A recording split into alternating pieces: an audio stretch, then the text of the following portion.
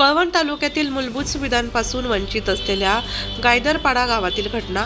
उत्तमा गोटीराम सोनवणे वय 45 या महिलेची अचानक तब्येत बिघडल्याने तिला उपचारासाठी घेऊन जाण्यासाठी गायदरपाडा ते मळगाव वाहन जाण्यासाठी रस्ता नसल्याने गावकऱ्यांनी लाकडाची डोली तयार करून 6 ते 7 किलोमीटर पायपीट करत मळगाव येथे पोहोचवले। नंतर तेथून खासगी वाहनाने या महिलेला गुजरात राज्यातील चिंचपाडा स्टेशन येथील रुग्णालयात उपचारासाठी दाखल केले। उपचारादरम्यान सदर महिलेचा दिनांक 3/9/2024 रोजी आजाराने मृत्यू झाला।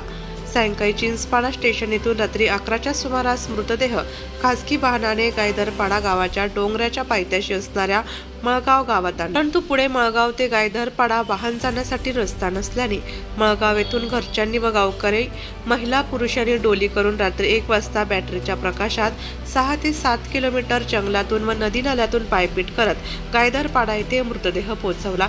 मूलभूत सुविधांच्या अभावामुळे अशा परिस्थितींना गायदरपाड्याच्या नागरिकांना सतत तोंड द्यावे लागते।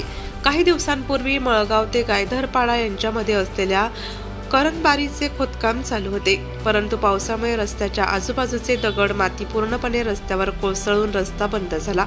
या संदर्भात सरपंच सुखदेव बागुल यांनी खात्यास फोन करून रस्ता मोकळा करण्याचे आदेश देखील केले होते, परंतु त्यानंतरही कोणत्या प्रकारे दखल घेतली गेली नाही।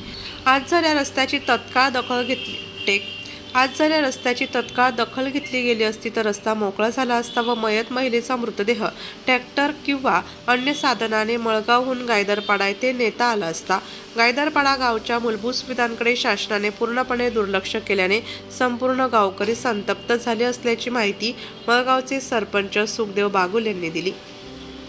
नाशिक लोकशाही न्यूजसाठी उपसंपादक बाजीराव नाना खैरनार, नाशिक।